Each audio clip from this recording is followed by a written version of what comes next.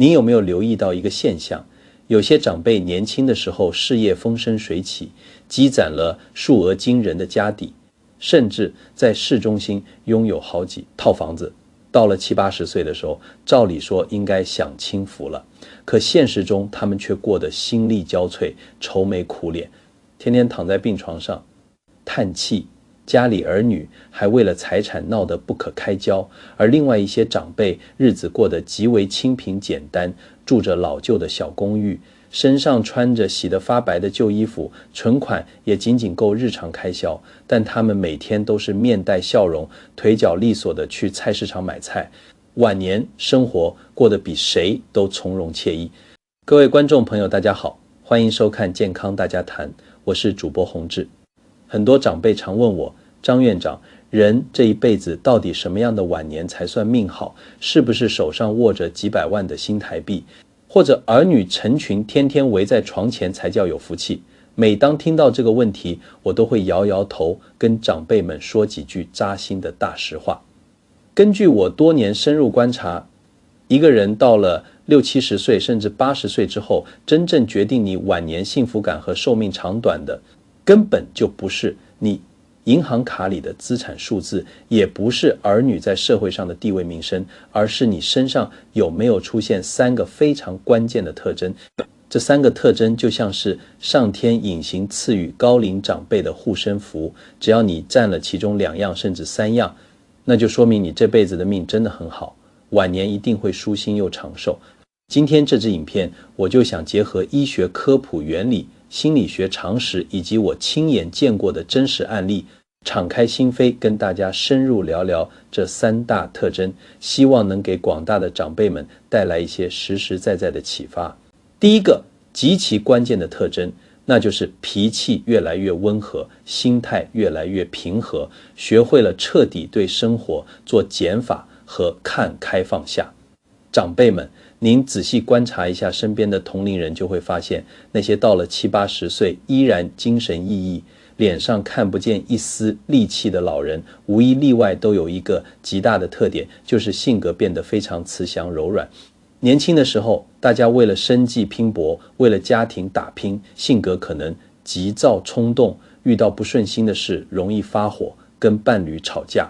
跟儿女较真，甚至在巷口跟邻居朋友争个高低长短。但是人一旦过了60岁、70岁，如果你发现自己的脾气慢慢收敛了，不再轻易着急发火，遇到事情懂得顺其自然，也不再天天纠结过去那些陈年旧账，那么恭喜你，你的内脏和血管正在默默感谢你。在医学科普的角度来看，情绪对身体机能的影响远比我们想象的要直接和剧烈。我常常把我们的血管和心脏比作家里用了几十年的水管和抽水马达。当一个人大喜大悲、暴躁易怒或者长期处于焦虑内耗的状态时，体内的交感神经就会异常兴奋，肾上腺素大量分泌，这在生理上就好比是在瞬间强行给抽水马达开到最大马力，让血液以极高的压力冲刷血管壁。对于上了年纪的长辈来说，血管本来就已经慢慢失去了年轻时的弹性，就像老化变硬的塑胶水管，你在怒气冲天的一瞬间，血压急剧升高，极易诱发脑血管破裂或者心肌梗塞。这也是为什么安养院和急诊室里很多中风倒下的长辈，往往都是在一次情绪大发作之后出事的。除了血管，情绪也是消化系统和免疫系统的晴雨表。大家肯定都有过这种切身体验，心里装着烦心事，或者跟人吵完架之后，吃进嘴里的饭菜感觉像嚼木屑一样，胃部紧绷胀痛，甚至连大便都不顺畅。这是因为我们的肠胃遍布着密密麻麻的神经网路，在医学界被称为人体的第2大脑。你生一次大气，胃肠蠕动就会停滞几个小时，胃酸分泌紊乱，长此以往，胃黏膜糜烂，溃疡乃至更严重的病变就会接踵而至。我在社区走访时认识一位80多岁的林伯伯，老人家年轻时在工厂做管理，脾气暴得像火药桶。到了70岁的时候，各种慢性病缠身，天天吃降压药和胃药，家里气氛也紧张得像冰库。后来有一次因为琐事跟儿女大吵一顿，直接送去急诊，从鬼门关走了一趟回来之后，林伯伯突然想通了。他告诉我，张主播，我以前总想管着所有人，觉得儿女不听话就是不孝顺，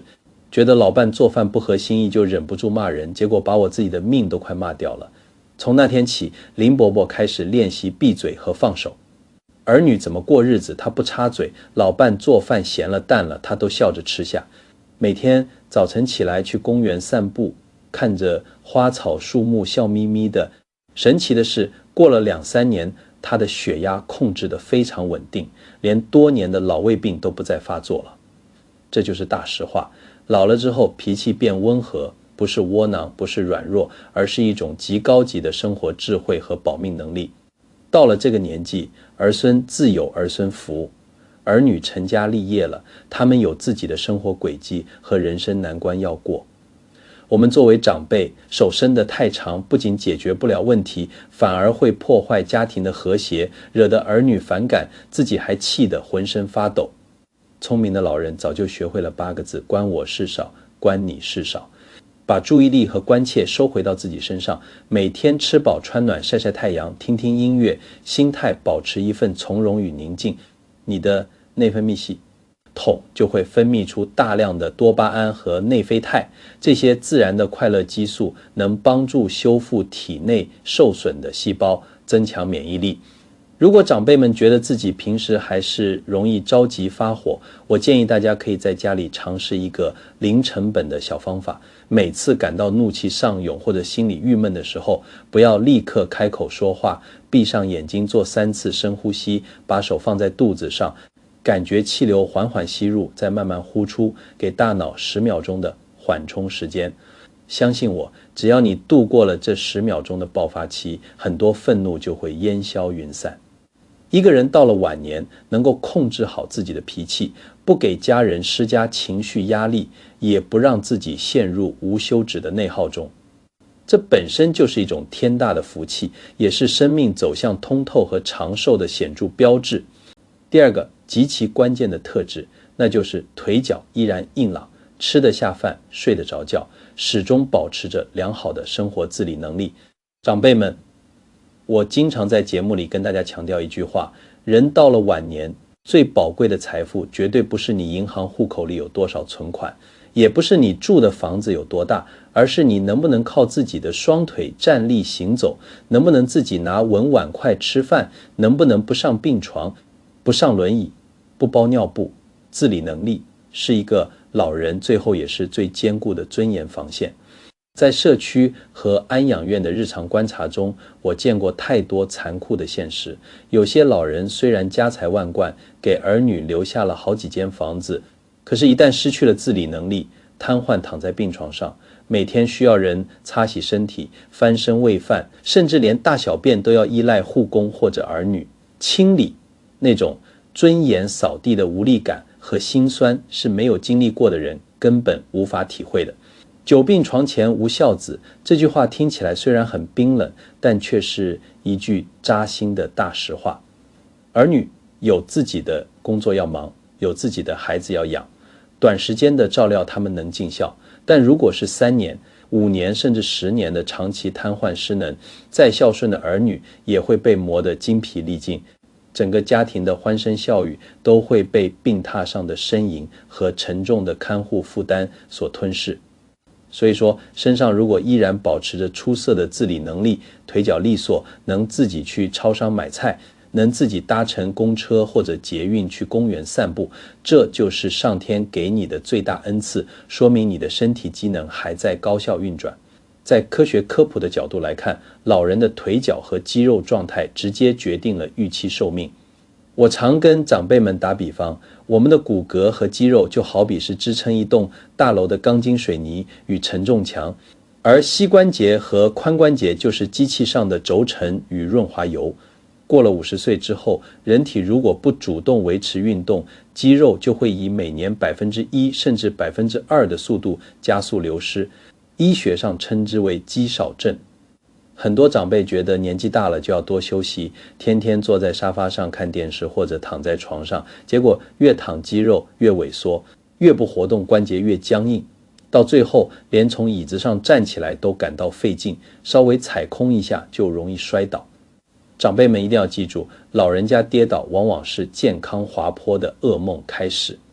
在台湾的医疗统计中，长者跌倒导致髋骨骨折是引发失能和死亡的头号杀手之一，因为骨折后需要长期卧床，而长期卧床极易引发肺部感染、下肢静脉血栓和褥疮。很多原本精气神很好的老人家，就是因为跌了一跤，短短几个月内身体就彻底垮掉了。为了保住我们的自理能力，保住这双能够自由行走的双腿，我们在日常生活中不需要去健身房做高强度的锻炼，只需要掌握几个安全、零成本且在家就能做的小动作。第一个动作就是靠墙坐立，或者借助椅子做半蹲练习。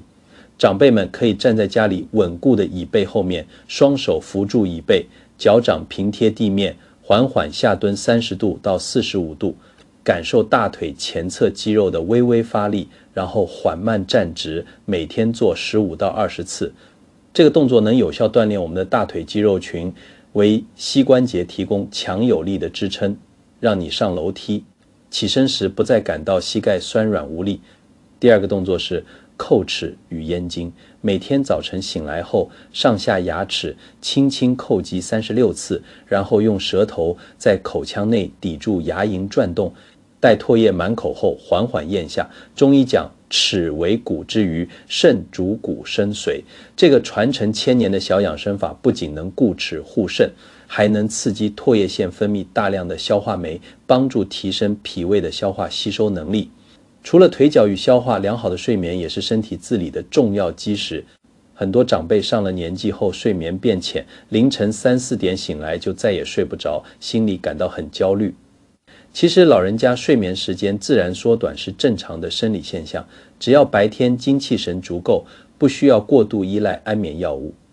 晚上睡前用温热的水泡泡脚，按摩一下脚底的涌泉穴，听听舒缓的音乐，让身体彻底放松下来。只要你每天能吃得下粗茶淡饭，胃口香甜，晚上能睡上几个小时的安稳觉，白天能神采奕奕地出门活动，这就表明你的内脏器官功能依然健康稳定，能够不给儿女添麻烦，能够自主掌控自己的衣食住行。这种自由与独立就是晚年最大的幸福和最有底气的财富。接下来我们再来说说第3个不可或缺的特质，那就是人际关系变得极其简单纯粹，身边有真诚惦记你的亲友，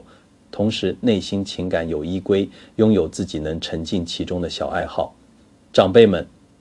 人这一辈子，年轻时为了名利社交，参加各种应酬聚会，手机通讯录里存了几百个电话号码，看似朋友遍天下。可是到了60岁、70岁以后，你终究会明白，绝大多数的社交都是没有意义的烟云。到了晚年，最忌讳的就是因为害怕孤独而病急乱投医，去参加一些毫无价值的酒肉聚会，甚至盲目沉迷于黄昏恋，或者加入一些打着养生旗号的推销团伙，结果不仅被骗光了积蓄，还把晚年生活搞得鸡飞狗跳。真正命好的老人，早在60岁前后就做好了人际关系的断舍离。他们不再追求虚浮的热闹，而是把社交圈子缩减到极致。在这个精简的圈子里，不需要有权有势的大人物，只需要有那么1、2个知根知底、相处不累的老朋友，或者相互扶持、默默陪伴的老伴。大家平时不需要天天粘在一起，但在你偶尔生病挂念的时候，能通个电话问候一句今天身体怎么样，超商的蔬菜又打折了，要不要一起去买？或者在午后阳光正好时，坐在公园的长椅上一起喝茶聊天，回忆回忆年轻时的往事。这种没有利益算计、纯粹而温暖的情感牵绊，就是驱散晚年孤独感最好的阳光。我曾经在老龄社区探访过一位90岁高龄的陈奶奶，陈奶奶的老伴早就离世了，儿女也在国外定居。按理说，这样的独居老人很容易产生严重的抑郁和孤独感。可是每次我去拜访陈奶奶，她的家总是收拾得井井有条，窗台上的花草长得郁郁葱葱，屋子里散发着淡淡的清香。陈奶奶笑着告诉我，张主播，人老了不能把所有的希望都寄托在别人身上，儿女有儿女的天地，老朋友也会一个个先走一步，我们最终都要学会跟自己相处。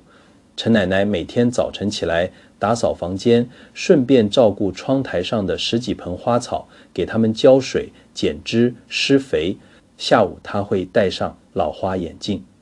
坐在阳台上用毛笔抄写诗词或者听听广播里的老歌，傍晚则去社区的小公园散步半小时。陈奶奶说，当你的心里有一件自己真正热爱，能让你沉浸其中的事情时，你的精神世界就是充实而丰盈的，你根本没有时间去感到寂寞或者自怨自艾。陈奶奶的话说到了点子上，这就是大实话。晚年最好的精神避风港，就是拥有1、2样不需要花大钱，自己随时随地都能开展的小爱好。不管是种菜养花、练习书法、看书写作，还是打太极拳、学做一道新菜肴，甚至是研究做手工，这些小爱好能让你的大脑始终保持思考与探索的状态，有效预防失智症的发生。心理学研究表明，当人专注于自己感兴趣的活动时，大脑会处于一种高度放松且愉快的流体验状态。在这种状态下，体内的压力激素皮质醇水平会大幅下降，5脏6腑都能得到深度的休养与修复。所以说，晚年能够享受独处，在独处中找到内心的平静与乐趣，而不是把幸福寄托在儿女的频繁探望或者外界的喧嚣上，这是一种极高的人生态度和精神境界。如果你身边有那么1、2个真诚关心你的老友，家里有相濡以沫的伴侣，同时手头上还有自己乐在其中的兴趣爱，好，你的晚年生活就绝不会感到空虚与凄凉。这种精神上的富足与安宁，正是好命长寿老人的核心特征。聊到这里，我们不妨重新梳理一下今天说的这3大特征。第一，脾气变温和，学会对生活放手与看开，用平和的心态保护血管与内脏，远离情绪内耗。第二，腿脚硬朗，吃得下睡得着，始终保住自己的生活自理能力与做人的尊严。第三，人际关系简单纯粹，有真诚的情感牵绊，同时拥有沉浸其中的小爱好，内心丰盈而独立。这3大特征看似平平无奇，没有一项需要你拥有滔天的权势或者亿万的资产，但它们却涵盖了人体健康、心理调节、家庭伦理与晚年智慧的方方面面，每一步都需要我们在漫长的人生日记里慢慢修炼与悟透。很多时候，我们总觉得老去是一件可怕的事情，看着镜子里增加的白发，感受着身体机能的渐渐减退，心里难免会产生焦虑与恐惧。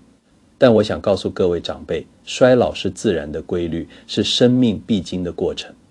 我们无法阻止岁月的流逝，但我们完全可以决定自己以怎样的心态和姿态去面对晚年。当你不再执着于名利的得失，不再纠结于儿女的琐事，学会关爱自己的身体，按时吃饭，适当运动，保持微笑，你就会发现晚年的岁月其实可以像傍晚的晚霞一样绚丽、宁静而又无比美好。长寿固然值得追求，但高品质、有尊严、有欢笑的晚年生活，才是我们每个人最应该争取的人生圆满。各位观众朋友，听完今天这3个大实话特征，您可以对照一下自己的生活，看看您或者您身边的老伴、老朋友已经占了其中的几样呢？如果您赞同今天我分享的这些晚年大实话，请在留言区回复健康这2个字。每一个简单的回复都是您对自己的祝福，也是我们彼此之间最真挚的鼓励。我也非常期待能看到大家的留言，我会认真阅读每一条评论。如果您觉得今天的内容对您有所启发，让您对晚年生活有了新的认识和信心，记得帮这支影片按个赞，订阅我们的频道，并且开启小铃铛。最重要的是，让我们一起把健康与乐观的晚年智慧传递给更多的人。感谢大家的收看，我是主播张宏志，我们下期影片再见。